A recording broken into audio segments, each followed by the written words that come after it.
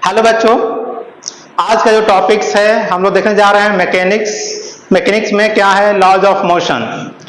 Mechanics का दो section है, एक आपका काइनेमेटिक्स है, दूसरा आपका क्या है, डायनेमिक्स है।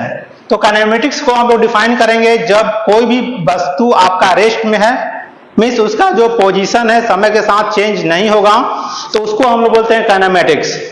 स्टैटिक्स क्या होता है, जब हम लोग डायनेमिक्स हम लोग बोलेंगे जब कोई वस्तु आपके समय के साथ उसके पोजीशन में चेंजेस होते हैं तो आपका डायनेमिक्स होता है। तो हम लोग जो मैकेनिक्स पढ़ेंगे आपका काइनेमेटिक्स और डायनेमिक्स दो सेक्शन होगा। काइनेमेटिक्स में हम लोग देख चुके हैं कि जब वस्तु आपका रेस्ट में हो, और डायनेमिक्स में हम लोग देखेंगे जब वस्तु आपका समय के साथ उसके पोजीशन में चेंजेस होते हैं या होगा। ये हम लोग डिफाइन करेंगे अलग अलग समय में। अलग अलग जो मेरे साइंटिस्ट थे उन्होंने इसका डिफिनेशन दिया, इसको परिभाषित किया। तो अभी जो हम लोग मानते हैं जो आपका मोशन या गति, ये न्यूटन्स के नियम के अनुसार हम लोग फॉलो करते हैं, क्योंकि उन्होंने अपनी जो बुक साइंटिस्ट सेंट्रिकिया था उसमें उन्होंने लिखा था। तो यहाँ पर जो अरस्तु था डिफाइन किया था कि हम लोग जो ऑल वस्तु है पूरे यूनिवर्स में क्या है, न्यूट्रल प्लेस पर वो स्थिर हैं, उनका पोजीशन है आपका फिक्स है। वो आपका क्या है, जो न्यूट्रल स्टेट है क्या है, रेस्ट में है। जो भी वस्तु आपका न्यूट्रल स्टेट में होंगे वो क्या होगा, आपका रेस्ट में होगा। दूसरी क्या है आपका, in the absence of force a moving object will continue to moving. क्या होता है, जब कोई किसी वस्तु पर हम लोग फोर्स नहीं लगाते हैं तो अगर वो वस्तु आपका रेस्ट में है तो वो रेस्ट में ही रहता है। कोई वस्तु आपका मोशन में है तो मोशन में ही रहेगा। तो यहाँ पर जो कंसेप्ट है, और कोई वस्तु आपका मोशन में है तो आपका विदाउट फोर्स वो मोशन में ही रहेगा। यहाँ पर देखिए एक पिक्चर से हम लोग इसको समझने की कोशिश करेंगे। यहाँ पर ये एक हॉरिजॉन्टल प्लेन है जिसके ऊपर में हमने एक ऑब्जेक्ट रखा जिसका मास आपका m है, और इस पर हम अगर फोर्स अप्लाई कर रहे हैं तो ये वस्तु आपका ये मूव कर भी सकता है, नहीं भी कर सकता है, डिपेंड करता है कि उसका फोर्स कितना है। तो मान लीजिए यहाँ पर क्या आपका u है, आपका 0 है, लेकिन वही ऑब्जेक्ट उतना ही मास का अगर हम लोग यहाँ पर कोई स्फेरिकल या आपका गोलीय वस्तु रखते हैं, जैसे ही इस सरफेस पर रखेंगे, ये सरफेस आपका इंक्लाइंड है या इसका जो स्लोप है थीटा है, ये वस्तु अपने आप एक गति जो भी से वो मूव करेगा और सरफेस पर पहुंचेगा। लेकिन यहाँ पर जो हॉरिजॉन्टल प्लेन है, यहाँ पर वस्तु आपका मूव नहीं भी कर सकता है, कर भी सकता है। ये डिपेंड करता है कि आपने कितना ये फोर्स लगाया है। फोर्स पर यहाँ पर ये फोर्स पर डिपेंड नहीं करेगा। आप जैसे वस्तु रखेंगे इंक्लाइन की वजह से क्या होगा, ये अपने मोशन में आएगा। यहाँ पर जो ये न्यूटन साहब हैं उन्होंने जो डिफाइन किया था लॉज ऑफ मोशन, उसको हम लोग देखेंगे। यहाँ पर 3 लॉ ऑफ मोशन है। पहला है आपका फर्स्ट लॉ ऑफ मोशन, इसका दूसरा नाम है law of inertia. Law of inertia को हम लोग 2 तरह से डिफाइन करेंगे या 3 तरह से उसको हम लोग डिफाइन करेंगे।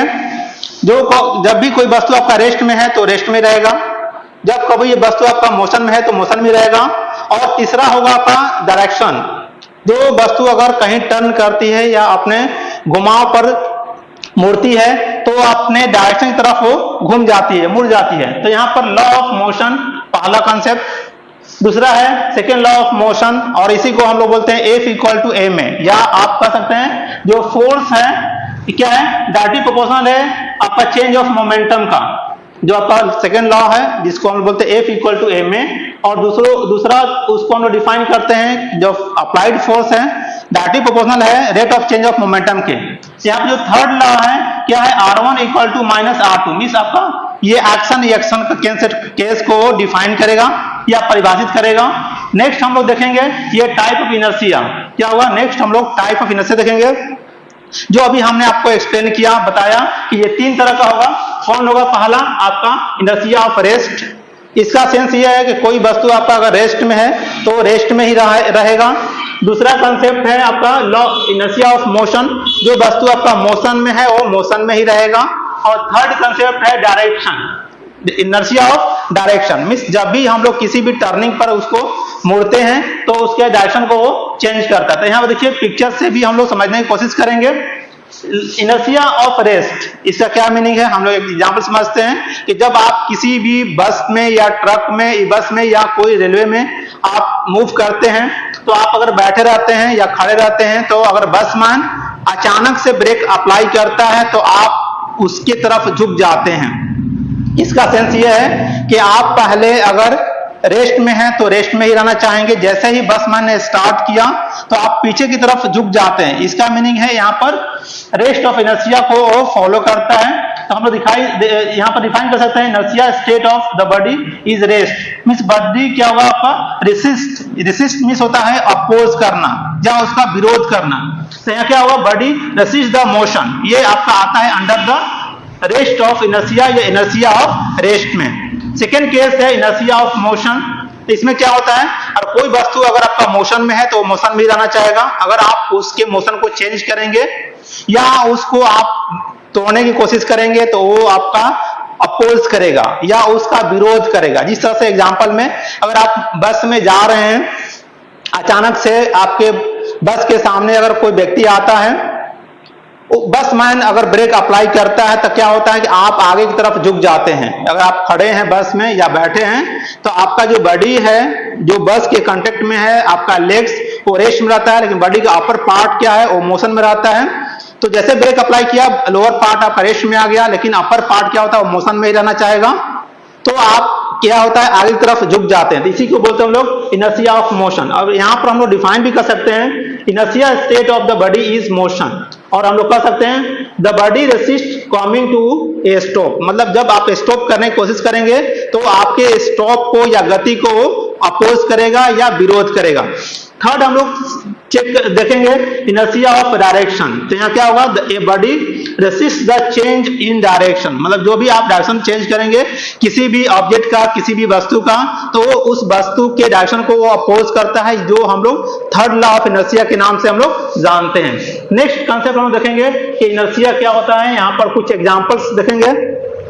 यहाँ पर एक एग्जांपल फुटबॉल का, जो आपका गति में है, अगर आप उसको रोकने की कोशिश करेंगे तो आपकी गति को अपोज करेगा। यहाँ पर दूसरा एग्जांपल है आपका ये कार का। अगर कार अगर मोशन में है या आपका रेस्ट में है, जब भी इसके मोशन को आप चेंज करेंगे उस चेंज को ये अपोज करेगा। तो यहाँ पर हम लोग समझते हैं दोनों दो point. Inertia is a property of the mass of the particle. जो इनर्शिया है उसके मास क्या है, आपका प्रॉपर्टी है उसके पार्टिकल का। दूसरा क्या है, ये पर हम लोग डिफाइन कर सकते हैं mathematical formula, inertia is directly proportional to the mass. क्या है, inertia is directly proportional to the mass. और यहाँ पर सेकंड कॉन्सेप्ट हम लोग समझेंगे फॉर रोटेशनल मोशन, मींस जहां भी आपका वृत्तीय गति है या रोटेशनल मोशन है, वहां पर क्या होगा, it is not only depend of the mass but also on the distance from the axis of rotation. This parameter is called the moment of inertia, जिसको हम लोग आई से डिनोट करते हैं। आई मींस अगर हम लोग रोटेशनल में आते हैं तो मास को ही हम लोग एज ए इनर्शिया यूज करते हैं या रिप्रेजेंट करते हैं। ये आपका सर्कुलर मोशन में होता है, तो जहां मास है उसको रिप्लेस करेंगे मोमेंट ऑफ इनर्शिया, जिसका सिंबल है आई। हम लोग नेक्स्ट देखेंगे आपका यहाँ पर लॉ ऑफ मोशन का पहला कॉन्सेप्ट है फर्स्ट लॉ ऑफ मोशन, जिसका दूसरा नाम अभी हमने एक्सप्लेन किया, वो लॉ ऑफ इनर्शिया भी हम लोग उसको कहते हैं। तो यहाँ पर देखिए every object will remains at the rest और इन मोशन या in for motion in a straight line until and unless compelled to change its state by action of net external forces। इसका सेंस ये है कि जो वस्तु आपका गति में है वो गति में ही रहना चाहता है, जो वस्तु आपका रेस्ट में है वो रेस्ट में ही रहना चाहता है, टिल अंटिल जब तक उस पर कोई आप कंपाइल नहीं करेंगे या कंपाइल फोर्स नहीं अप्लाई करेंगे टू चेंज द मोशन और rest is nothing but going to called first law of motion। तो यहाँ पर हम लोग एग्जांपल दे सकते हैं कि ये एक फुटबॉलर है, जो आप फुटबॉल को अगर रेस्ट में है उसको हिट करता है तो इसकी गति में चेंज आएगा। दूसरा है अगर आप उसी दूसरे बॉल को आप अगर रोकना चाहेंगे तो क्या होगा, जैसे बॉल को आप स्टॉप करेंगे तो अपने हाथ को पीछे तरफ खींचते हैं, तो यहाँ पर क्या है उस गति को आप स्टॉप करेंगे, यहाँ पर आप गति को अप्लाई करेंगे। तो ये दोनों के लिए मुझे एक फोर्स की जरूरत पड़ती है।